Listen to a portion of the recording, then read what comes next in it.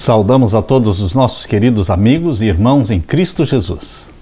Aqui estamos para mais um estudo da Palavra de Deus e precisamos pedir a orientação de Deus, a presença do Espírito Santo. Por isso vamos orar nesse momento. Pai querido que estás nos céus, humildemente na Tua presença estamos aqui orando, buscando a Tua bênção, confessando os nossos pecados, para que nada faça separação entre nós e as Tuas bênçãos.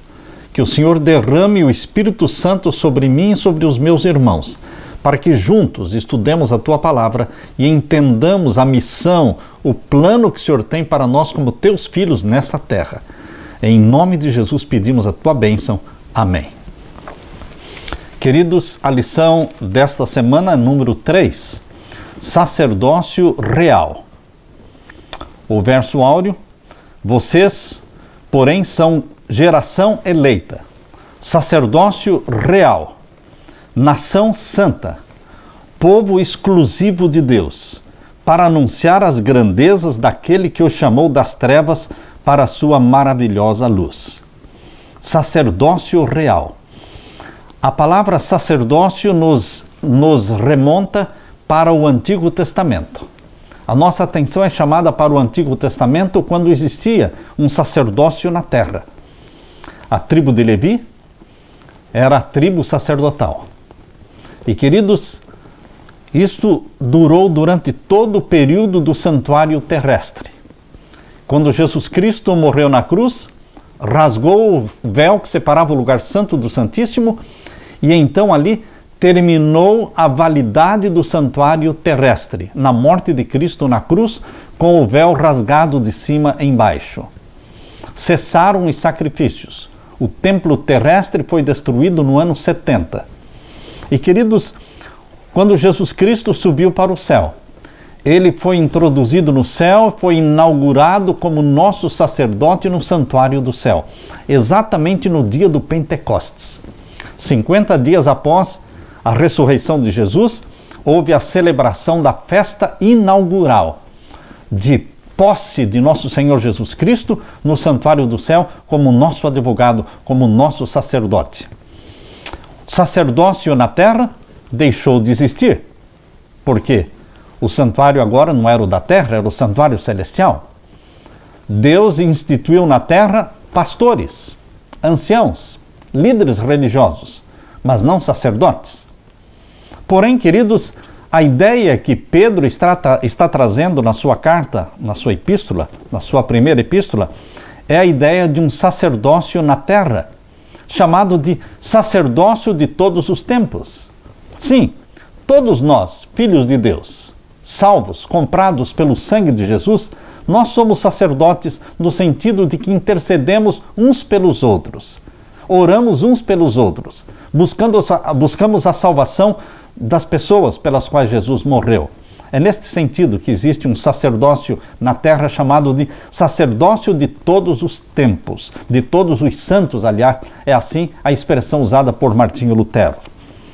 Imerso na cultura e na religião e na história judaica, Pedro se referiu aos cristãos a quem escreveu como nação santa, povo exclusivo de Deus.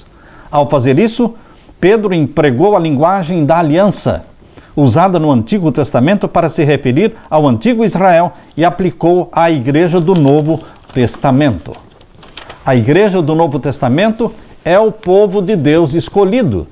A nação de Israel deixou de ser a nação escolhida exatamente no ano 34, quando acabaram as 70 semanas de Daniel capítulo 9. Aquelas 70 semanas, anos, 490 anos, que começaram em 457 a.C.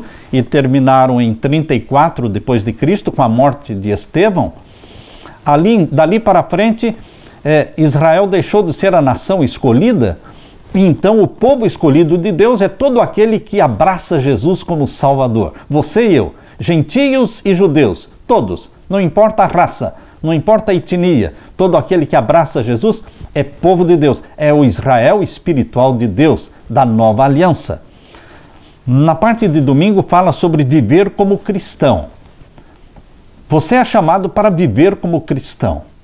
Na cidade de Antioquia foi a primeira vez que os discípulos foram chamados de cristãos, porque eles se pareciam com Cristo, falavam como Cristo, se vestiam como Cristo, tratavam as pessoas como Cristo, amavam como Cristo, eles pregavam como Cristo e foram chamados de cristãos. Cristão é aquele que se parece com Cristo, aquele que reflete o semblante de Cristo, o sorriso de Jesus. Você é cristão, meu irmão. Nós somos cristãos. E nós somos chamados a não só ter um nome de cristão, mas também ter o caráter de Cristo. Porque ser cristão não é ter um nome de Cristo. Ser cristão é ter o talento de Cristo, o temperamento de Cristo, as qualidades de caráter de Jesus. E aqui nós lemos na primeira carta de Pedro, capítulo 2, verso 1 a 3, ele fala de uma forma positiva e de uma forma negativa. Ele usa os dois lados, positivo e negativo, para mostrar como deve ser a vida do cristão. Abra a sua Bíblia, na primeira carta de Pedro, capítulo 2, versos 1 a 3.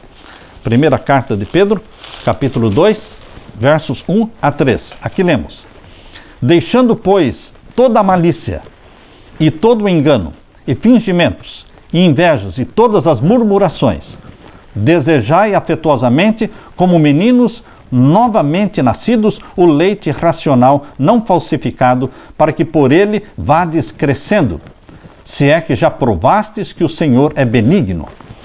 Então Pedro começa falando da forma negativa, o que é que o cristão não é, o que é que o cristão não faz.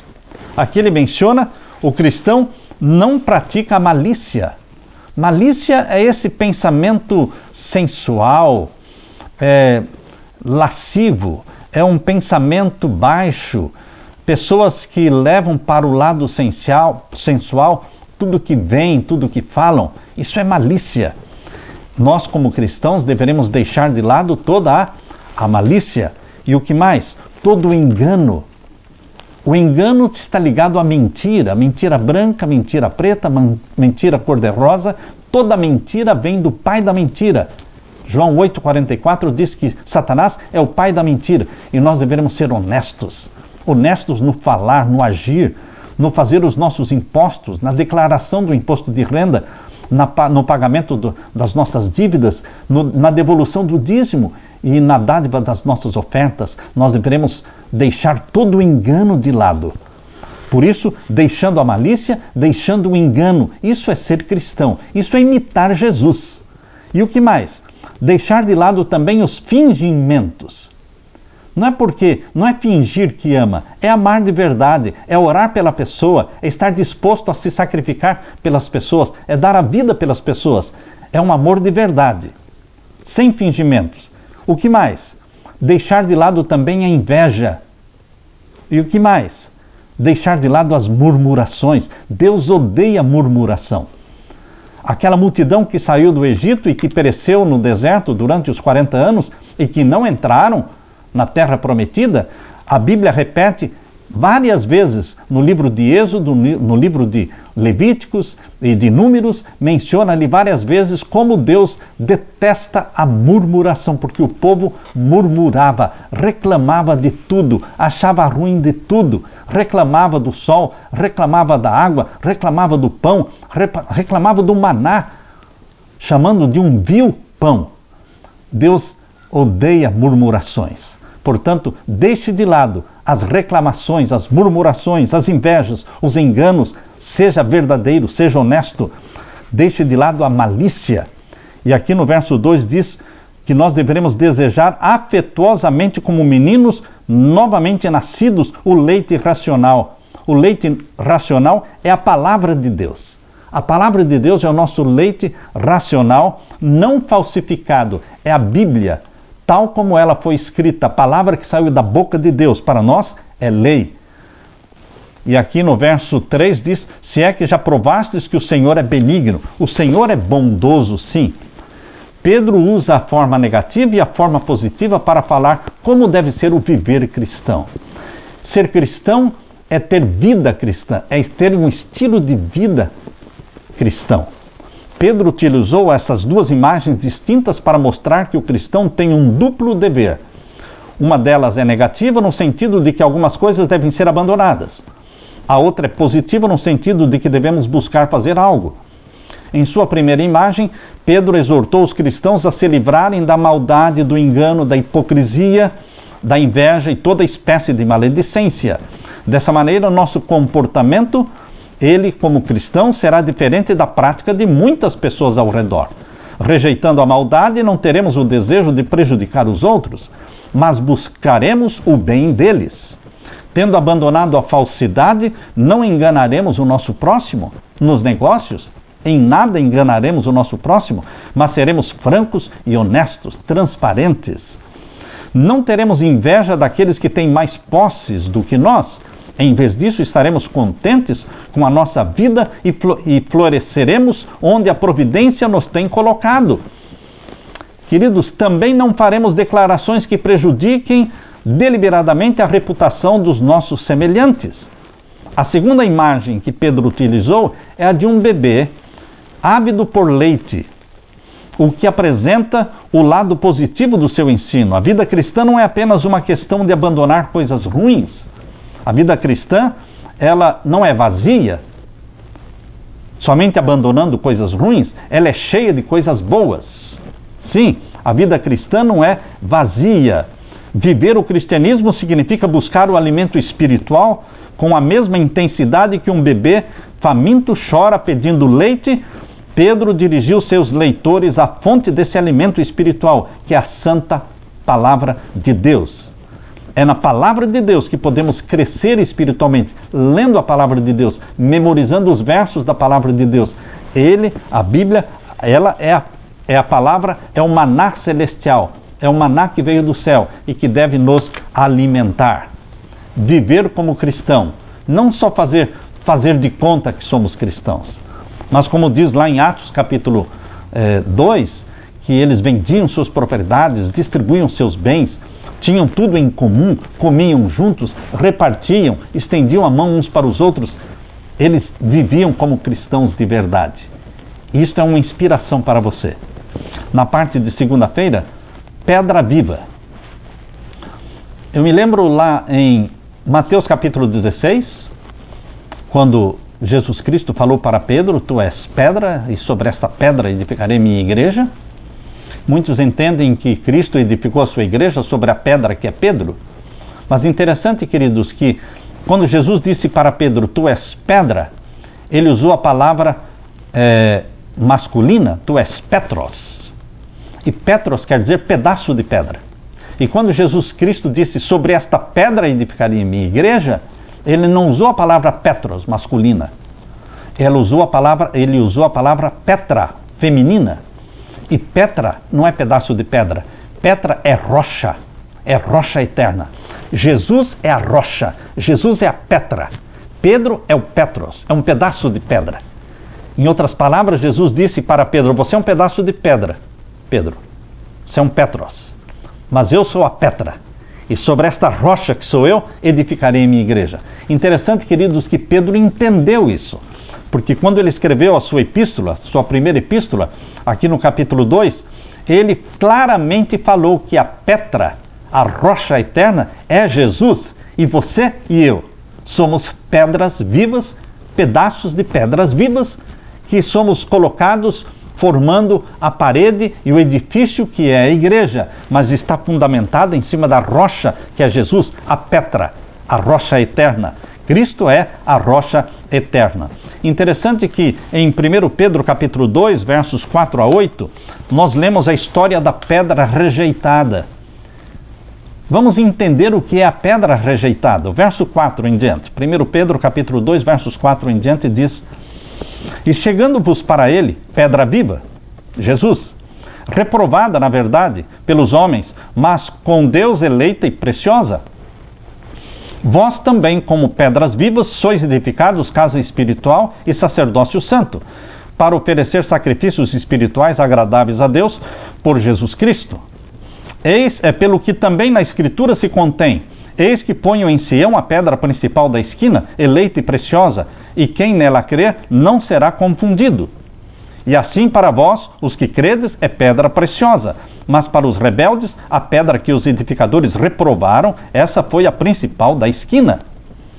Queridos, Pedro está usando aqui uma imagem de uma pedra que foi rejeitada na construção do templo. Na construção do templo de Salomão, uma pedra foi rejeitada, a maior de todas. Uma pedra que foi enviada primeiramente para os edificadores. Vocês se lembram que na construção do templo de Salomão, lá em Jerusalém, não se ouvia barulho de martelo, de ferramentas. As pedras eram cortadas já lá na pedreira. E elas vinham prontinhas para serem colocadas nas paredes e se ajustavam perfeitamente. Queridos, eles enviaram lá da pedreira uma pedra enorme e que não se encaixava em lugar nenhum. E por isso, o contexto histórico mostra que eles deixaram de lado esta pedra. Esta pedra ficou lá num canto, crescendo mato, crescendo espinhos, ela estava coberta de vegetação, ela foi esquecida. E eles continuaram construindo o templo, até que chegou o momento em que eles deveriam usar agora a pedra angular, a pedra de esquina, a capstone, para dar conclusão ao prédio. E eles mandaram pedir a pedra. Lá na pedreira, mandaram informar, nós estamos precisando da pedra. E a resposta veio, dizendo, nós já mandamos esta pedra. Faz muito tempo que nós já enviamos esta pedra. E eles disseram, nós não recebemos, nós já enviamos esta pedra. E então alguém se lembrou daquela pedra esquecida, rejeitada e colocada de lado e que já estava coberta de mato. Foram lá e pegaram aquela pedra e descobriram que era exatamente a pedra que estavam precisando.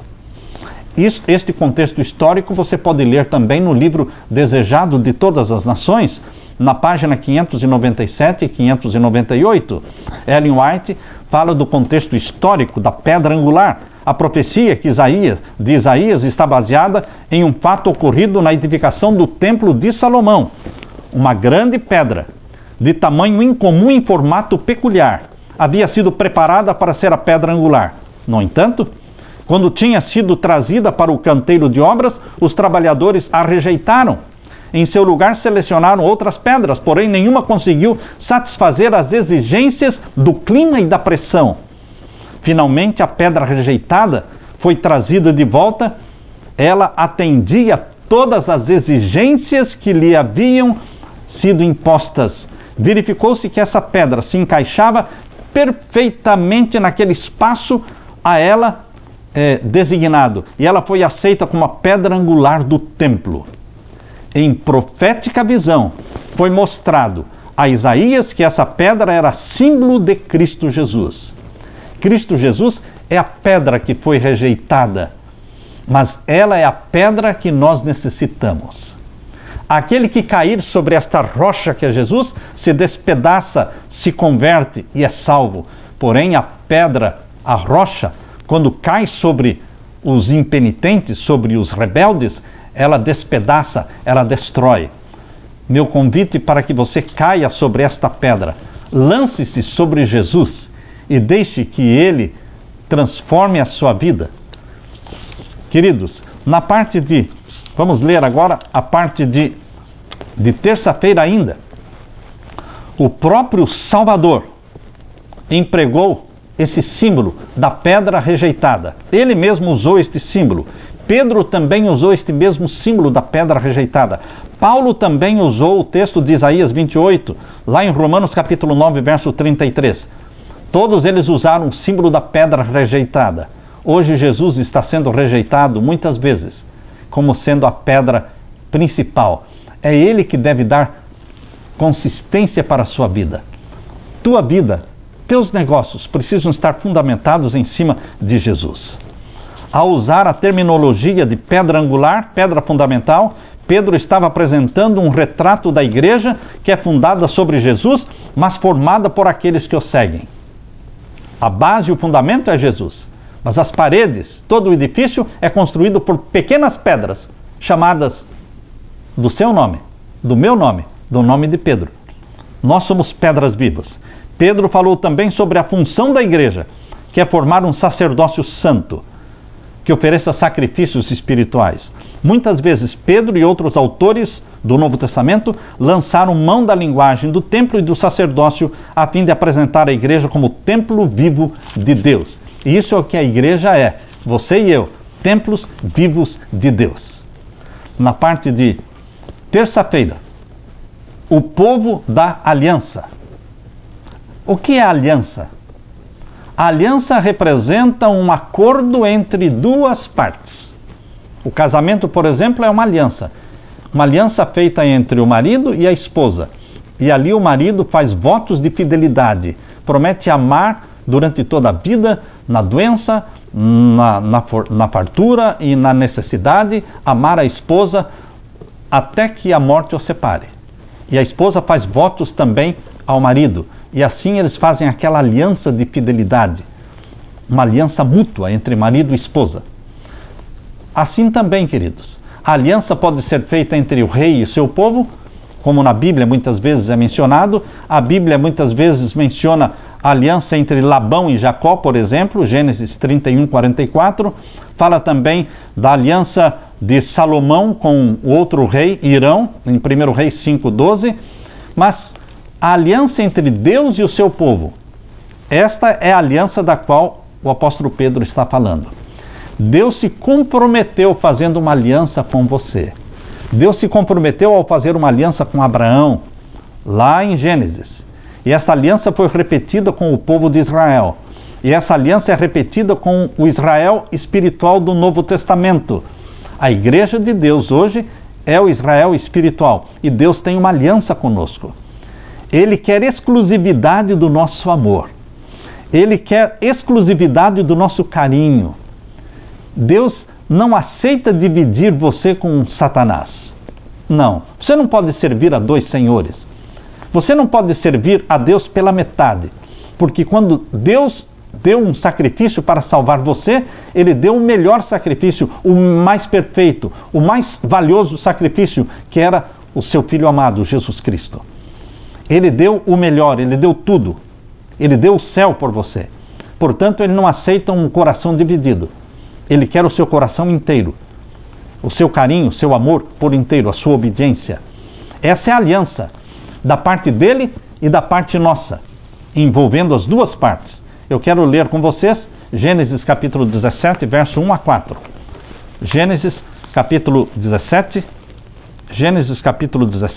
versos 1 a 4. Abra sua Bíblia. Gênesis capítulo 17 e os versos 1 até o verso 4. Aqui nós lemos: Sendo, pois, Abraão da idade de 99 anos, apareceu o Senhor a Abraão e disse-lhe: Eu sou o Senhor Deus Todo-Poderoso, anda em minha presença e sê perfeito. E porei o meu concerto é aliança. Porei o meu concerto entre mim e ti, e te multiplicarei grandissimamente. Então caiu Abraão sobre o seu rosto e falou Deus com ele, dizendo: Quanto a mim, eis que o meu concerto contigo é, e serás o pai de uma grande multidão, multidão de nações. E não se chamará mais o teu nome Abrão, mas Abraão será o teu nome, porque por pai da multidão de nações te tenho posto. Deus fez esta aliança com Abraão. E queridos, essa aliança foi repetida em Êxodo capítulo 2, verso 24, Êxodo capítulo 24, versos 3 a 8. Deus não se esquece da aliança que Ele fez com o seu povo. Deus não se esquece de você. Ele é fiel em cumprir com as promessas que Ele fez. O primeiro livro da Bíblia, Gênesis, traz o relato da aliança de Deus com Abraão. O Senhor lembrou-se dessa aliança quando resgatou o seu povo da escravidão egípcia. Ele renovou esta aliança nos dias de Moisés, quando deu aos filhos de Israel os 10 mandamentos e outras leis. Todavia, as promessas da aliança eram condicionais. A aliança envolve duas partes, condições dos dois lados. Deus fez o melhor por você e você deve fazer o melhor por Deus.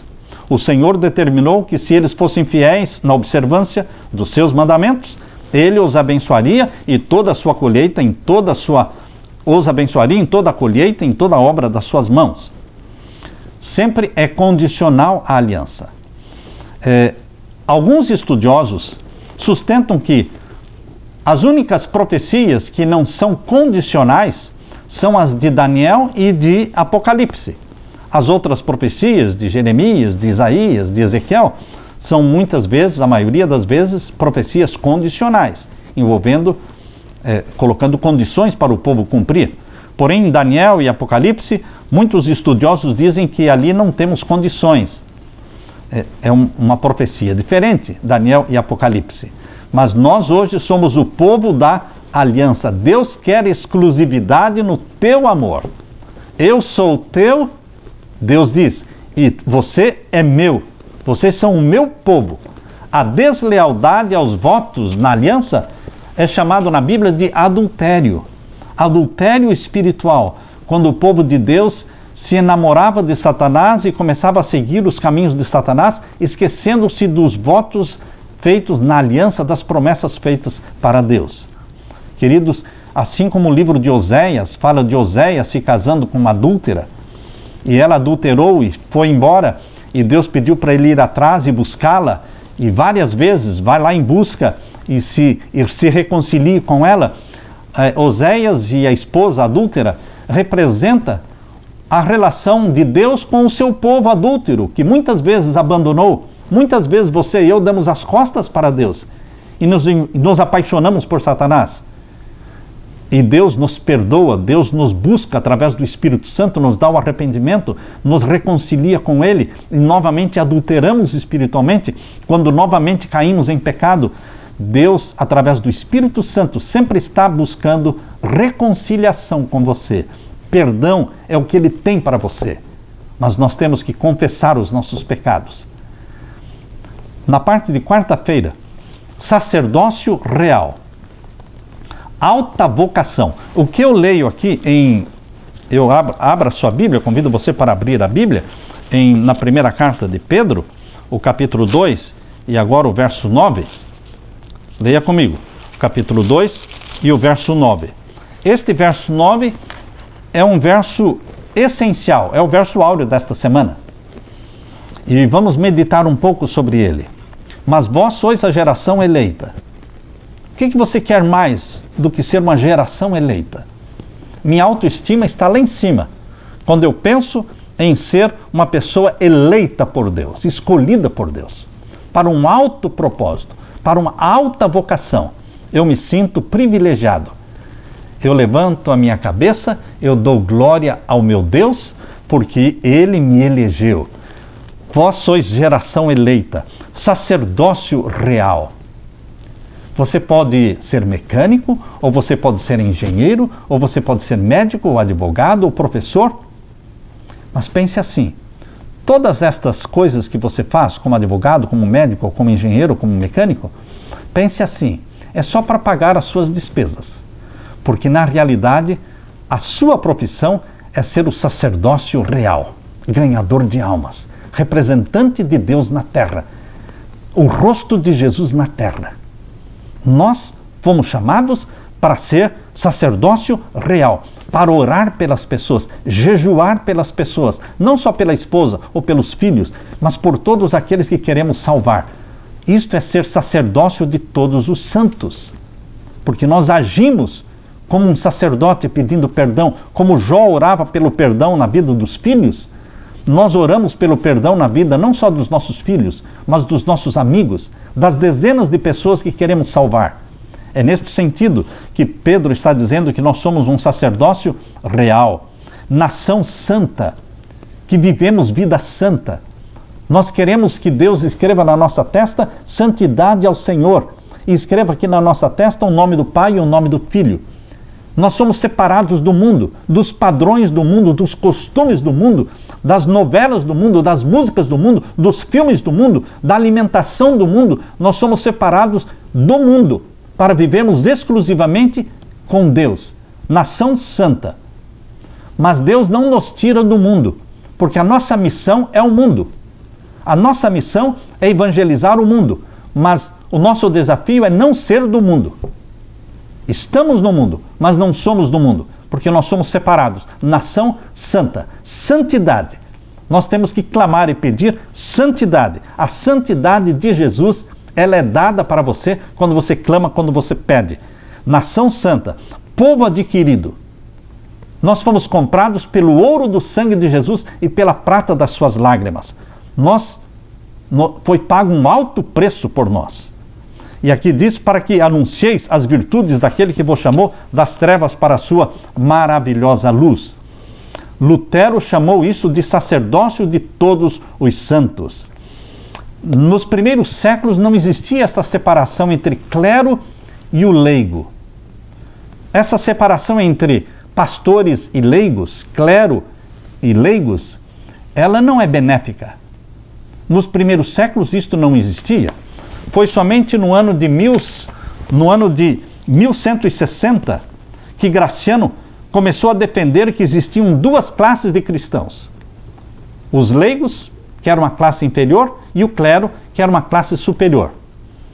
No ano de 1203, o bispo Stephen Tunai dizia: há duas classes de pessoas, uma baixa e outra alta. E aí no século XVI veio Martinho Lutero dizendo: eu rejeito esta ideia de duas classes de cristãos. Para Martinho Lutero existia somente um sacerdócio, chamado sacerdócio de todos os santos. Martinho Lutero dizia: Cristo não tem dois corpos.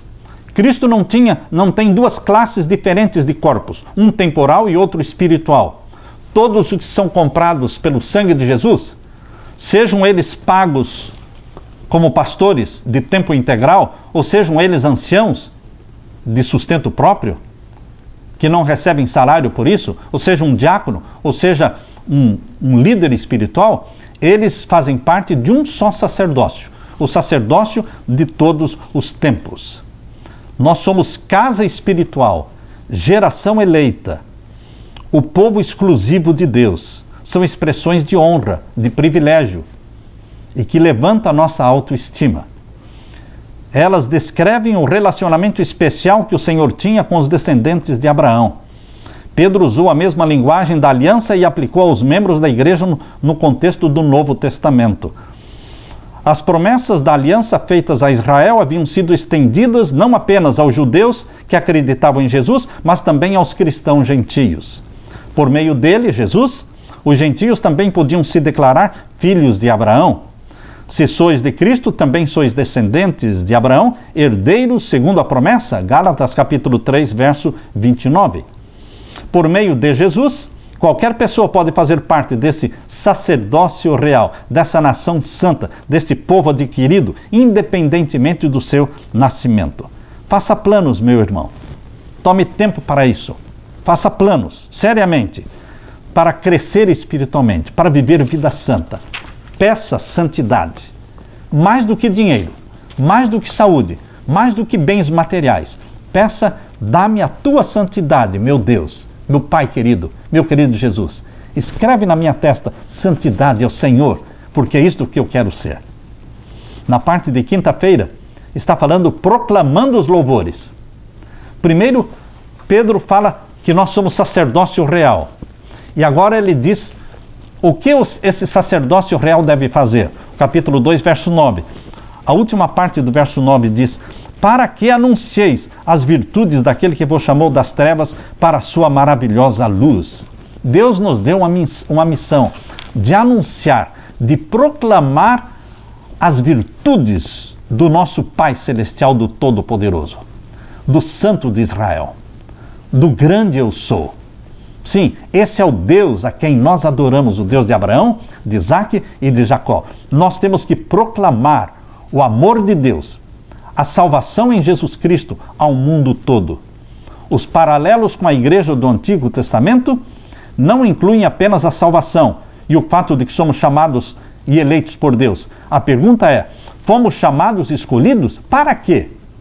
Pedro nos deu prontamente a resposta: para anunciar. Anunciar o quê?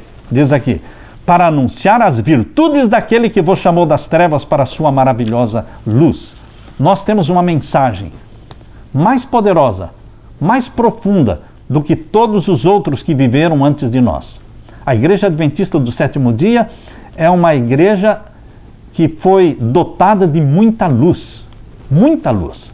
Nós temos o Antigo Testamento, nós temos o Novo Testamento, nós temos o Espírito de Profecia, mais de 60 livros. Queridos, é luz abundante.